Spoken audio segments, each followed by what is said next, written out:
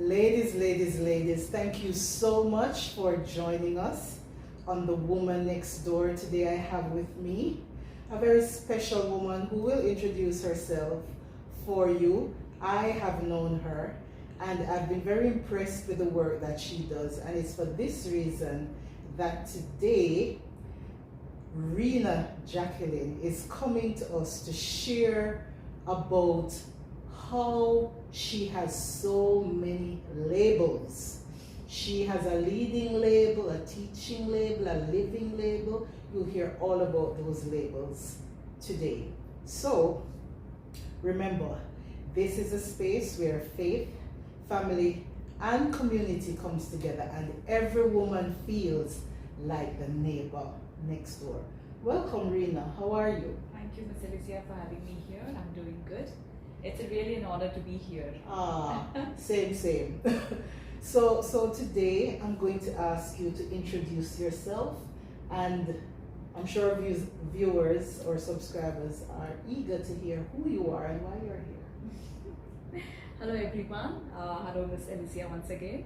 My name is Rena Jacqueline and I'm a mother, a very proud mother. I'm an educator. I'm working in the private sector. And what else do you want to know about me? I think when you start the conversation, you will get to know more about me. I'm in UAE. I'm here past 11 years. I'm an Indian. Wow! 11 years, yeah. This is my 11th year. I'm an Indian, born and brought up in a place called Hubli. It's in Karnataka, a very small place. I don't think so many of you even know about this place. So whenever I introduce myself, I usually say Bangalore. I used to say Bangalore earlier, but now I'm proud to say, no, Hubli is a place and it's a very lovely, it's a very small suburban place. It's very beautiful.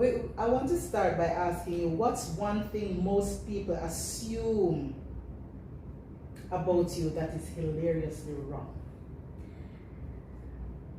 Actually, a lot of people assume a lot about me. Yes. Okay. First thing I would say that they think I'm a very calm person. Oh, I think so too. No. People, when you come closer to my family, you will know exactly who I am. Ooh. So people outside of the world, outside the family, they think I'm a very calm person and I have all things on my hand. You come to me with any situations or any problem, I have answers for everything. But actually, no, I'm very short-tempered. I get angry just like this. Right now, I'm speaking to you very nicely, but it takes just seconds to change my mood. And it also takes seconds to come back to normal situation. Can I just congratulate you, because not very many persons want to be real like that. Yeah. You do a good job of making it appear as if you're calm, cool, and collected, and nobody would even tell. So to be very honest like that, I really do appreciate that. And Thank you. that's what this podcast is about. We want women to know that different scenes in life will bring out different aspects of our character, and it's okay. Yes, it's we okay. know how, when. Yes. Right? So I really like that. I want you to describe yourself when you're not listening. Or let me say that again. How do you describe yourself when you're not listing titles like teacher, mom, wife? Who are you? To be honest, I'm a very romantic person. Ooh, yeah! Very romantic person. If you remove me from all the titles of motherhood and educator, wife or daughter-in-law, whatever, I'm a very romantic person and I love romance. And I love daydreaming. I just like to sit, be in my own space and just love to dream. If I'm not, people say when you're not able to sleep well, you just have to, do some rituals, you have to do this, you have to do that. No, I love daydreaming, I like night dreaming. So I'm a dreamer, basically. Sounds like there's a little girl inside you. Yeah. Which many people don't realize, okay? They put me in a category where I'm a very strong person, I'm a very calm person, I'm this, but they don't understand that there is a little child inside which at times it needs to be appreciated, it needs to be embraced. Amazing stuff. Did you hear that? There's a little girl inside who needs to come out. Now, Rena, I did an interview perhaps 2 years ago on the Fireside Chat, and I was sharing with the host about tools on the female toolkit. So the idea is that in life, as a female, you need a toolkit. And one of the things that I spoke about, in fact, is the first thing, it's self-awareness. Yeah. So who are you without the titles? And I was very impressed today when you said you are a romantic at heart, because very often we go around, this world has taught us, I would say perhaps even indoctrinate us, that we are our titles. Yeah. We are our positions at work. We are what the society sees us as. And very often, as you said earlier, nobody would be able to determine that you are such a explosive personality when you're not wearing that mask. Yeah. So ideally, I think we have to be able to embrace the fact that we are one, not the doctor on our qualification. Exactly. We are not the head of school or the principal. We are not even a mother. Treat yourself normal. Yes, who are Those you? are the next titles in your life. Exactly. Be They aware come of who you after. are. Be aware of who you are. I couldn't have said it better myself. Now, Rena, can you tell us, what does a day in your life look like right now? And what part do you wish you could delegate? Right now, I would say I would always start my day with prayers. Okay, that's the first thing. As soon as I wake up, prayer is the first. That's a key for my role. Whatever I'm doing in my life right now, it's just because I'm very close to God. And at every situation, even when I'm walking from one place to another, like for example, if it's bedroom to kitchen, pray. Speak to God. Okay, just speak to Him, just like a friend. Yes. So I start my day with prayers, and I have that 10 minutes of my time before I could start my routine work at home. I sit, I have my hot water, I sit and I reflect on how my day is going to be. First of all, I believe, okay? I don't rush. I just believe, okay, this is going to be today. Like I had to come here to podcast. I sat for 10 minutes. Okay, I'm going to be real. I'm going to be who I am. I'm not going to go, prepared. Let me just go and just be me. This is how I started. This is how my regular routine is. That's amazing. Like I've never thought it through the way in which you described it. And perhaps later on I'm going to come back to it, because I also spend time in devotion, but I never spend quiet time connecting with myself. And that sounds important. Very interesting. That's important for every female, because there's a lot of things going in our mind. Oh yes. Okay. Oh yes. Physically, I don't think so. We can be available to everybody all the but time. through prayers, you can speak to them. You can see miracles happening. Just pray to God. Maybe, for example, you're not able to be there for your brother's birthday or sister's birthday. You're not able to be there to celebrate. How can you devote yourself? Just prayer. Pray to God, and you can see things coming to you. Excellent. So, what specific tasks in your regular day that you would wish that you could delegate away? To be honest, just like any other normal woman, please take my laundry. Okay. Take my cooking. Okay. I love cooking. But kitchen is like a big black hole. Once you enter, you cannot come out quickly. So I would like to delegate my cooking work, my laundry work, anything that is house, because I want to come home. I just want to relax. I just want to be in peace. All right. So tell us, how do you manage the tension between the demands of your family life and demands from your colleagues at work? As I told you, I spend my time, 10 minutes of my time or 15 minutes sometimes. I believe in, I might sound out of the track now, because there is this one superstar in South India, Rajnikant, okay, he's a famous hero. In one of his movies, he has said that divide your life into 3 spectrums, okay, that is 8, 8, 8, 24 hours in a day. Divide your schedule into 8, 8, 8. So first 8 hours, it's for my work, okay. Other 8 hours is for my family, for my friends, and the other 8 hours is for myself. Me. She's dropping some gems right here because I am literally learning and I'm going to be following up on these bits. And I literally follow. Wow. Okay, but sometimes, and you will see the difference. Why? Because 8 hours you are able to dedicate your time to work, 8 hours to your family and friends. 8 hours for yourself becomes very less.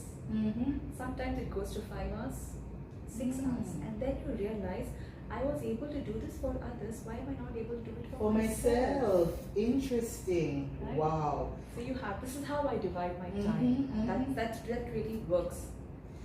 And I think this dovetails nicely in the next question I'm about to ask you, because I need to know, what has motherhood taught you about leadership that teaching never could? Motherhood is beautiful. It's a beautiful journey. Every woman should feel this. I might sound, again, I told you I'm a daydreamer. I wanted to be a mother since I was 10 years old. Wow. 10 or 11. And I couldn't express this out. Okay. But then I believed that I will be a mother. I was not sure I'll get married. I was not sure. That's okay. But I knew that I would be a mother, and I knew that I would be the best version of myself once I be a mother. Because I had a very tough time in childhood. My father was very strict, my mother was very strict, so very tough time. So I knew very well that I will have a son. I don't know how, maybe God spoke to me, God told me. I knew that I will have a son. So mother, actually it has made me more strong. Okay. It has made me more mature. Resilient. Yeah, it has it has taught me to be so patient. Need not to be so hard on your children. If you want to discipline them, don't be so hard on your children. You can be easy with them. You have to make them understand. Maybe it's a generation gap, because back home, when I was my child's age now, you want to make her understand. Force was the first thing. Oh yes. Yeah, force. Beating, belting, that was the first thing. Dictatorship, authoritative. Exactly. And later was, okay, talk to the child. No.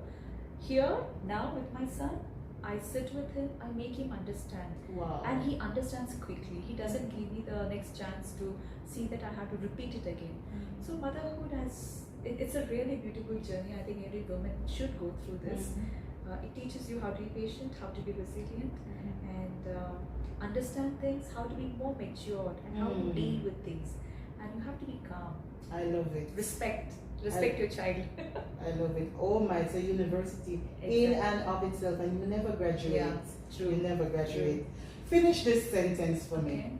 I used to think motherhood would be, but I know it's. Yeah, I thought being a mother would be a very difficult task and too emotional, because we have been raised like that. If your child falls, you have to rush immediately, go and take him, grab him. But no, let him learn on his own. Okay, so I thought it's going to be very difficult. But it was? No, it was, because it has made me more organized. I'm very organized after my son is born. Very organized, and you don't need to have a checklist of each and everything. You just need to know what exactly your child needs at that particular age. Ooh, right? I told you she's dropping some gems. I am a mother. I'm a mother of a boy, and I'm learning as I listen to her. Ladies, please, if you have not yet called up the lady next door, please go knock them up and tell them, come on over. There's some important stuff that Rena is sharing with us today. Yes, Rena, back to you. Okay. Let's talk about leadership and culture.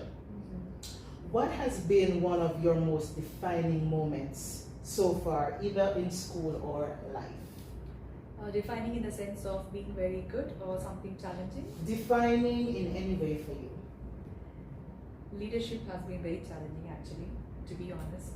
Not easy task at all. But Ms. Elisa, I would like to speak about you here, okay? Wow. And I want all of you to know this. Women, whenever you meet anyone, whether it's a small conversation or long conversation, make sure you learn something from that particular person. Need not that the person has to be someone big, someone small, as child. No, just learn from someone. So what I've learned from you, that was my initial stage, and I don't think so even you remember. I spoke to you once during one of the sample discussion. I spoke to you, I said, Miss Elisa, I'm finding it so difficult. It's not so easy. I had my conversation, and you just told me one sentence. You just told me, just build the trust of your colleagues. That's all. You made it sound so easy. Wow. And I don't even remember. I don't remember. I remember this. So whenever I think of you, I think of that one line. She made me feel so easy because I was really frustrated. I wanted to change my job. I like, no, I'm not able to handle this.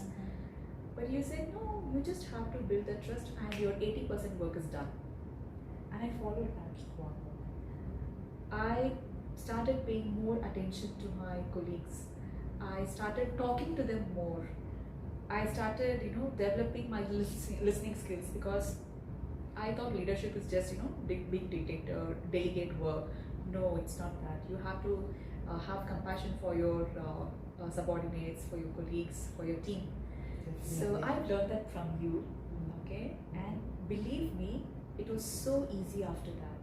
Wow. I didn't have to bother myself or push hard to make the work to be done. I started appreciating whenever my teachers come to me and because they're very creative, okay?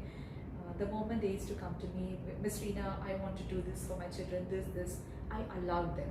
Okay. I did not stop them. I did not say, no, it's not nice. I think you can do this. I didn't throw my emotional ideas. intelligence. No, I didn't.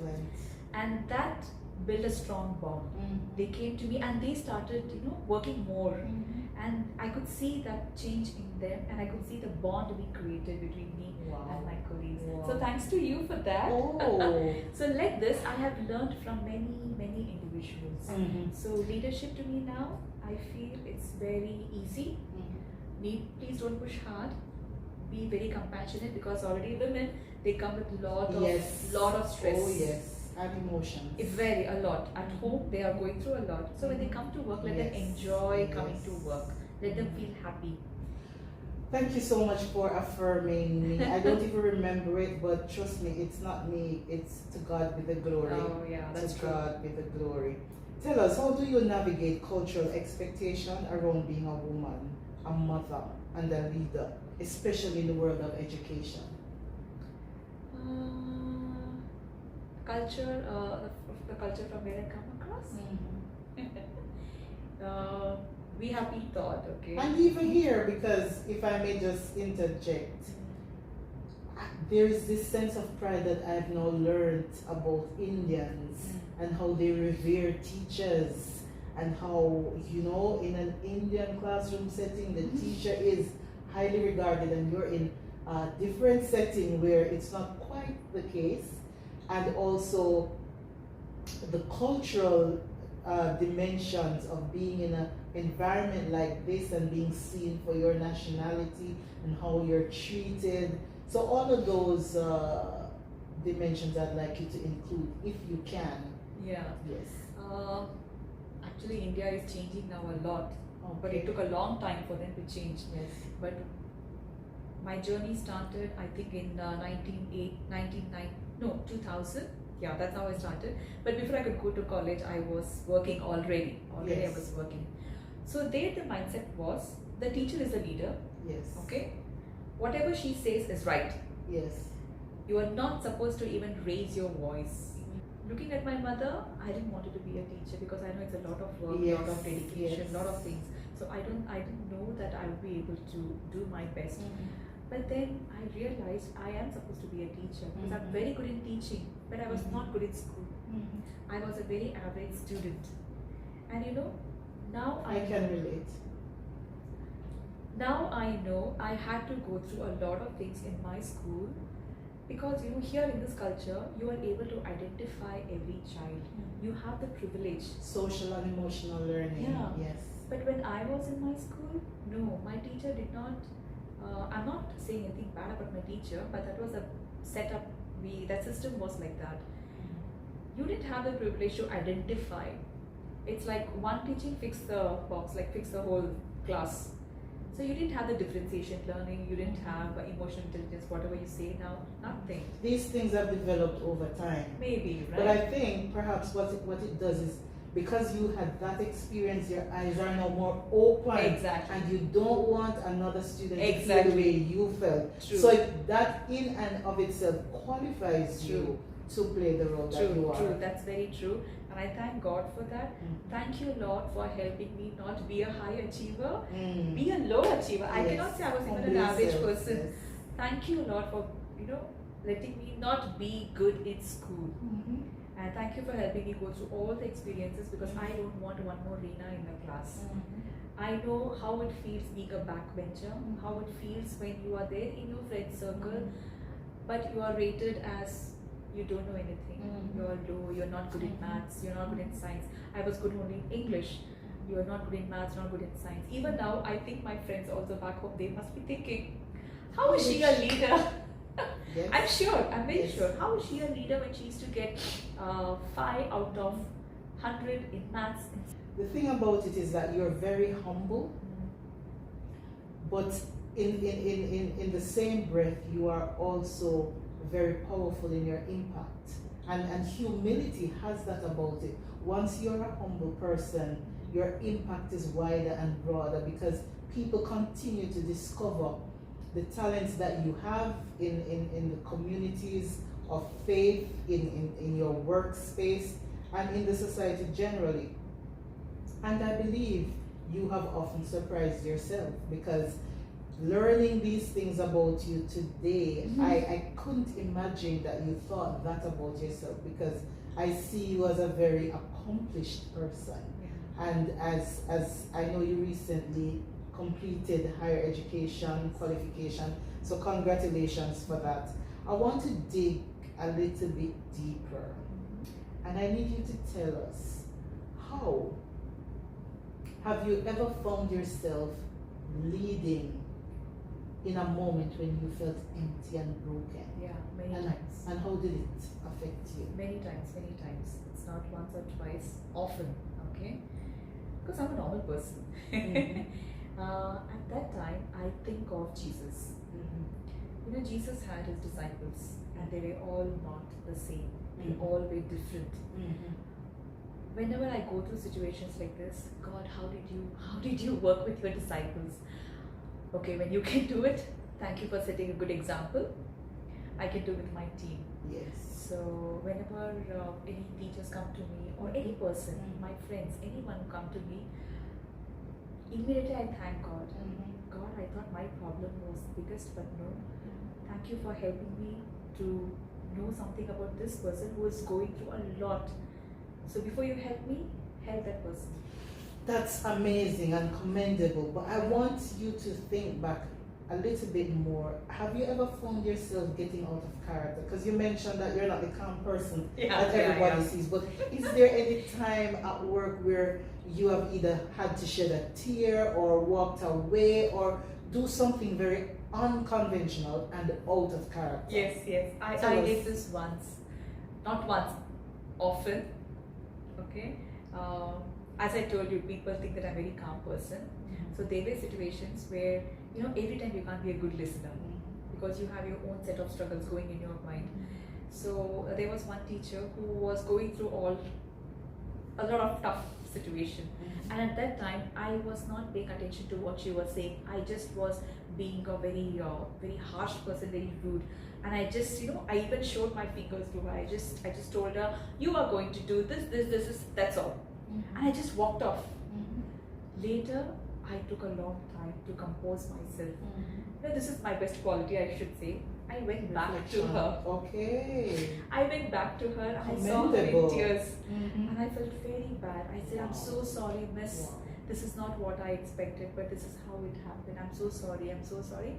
And I'm very good in turning situation. Okay, I'm very good in manipulation. Wow. But that made me feel so bad. I felt so guilty about myself. How can I be like this? Being an Adventist, okay? You're not supposed to be like this. You need to empower women. You need to uplift someone.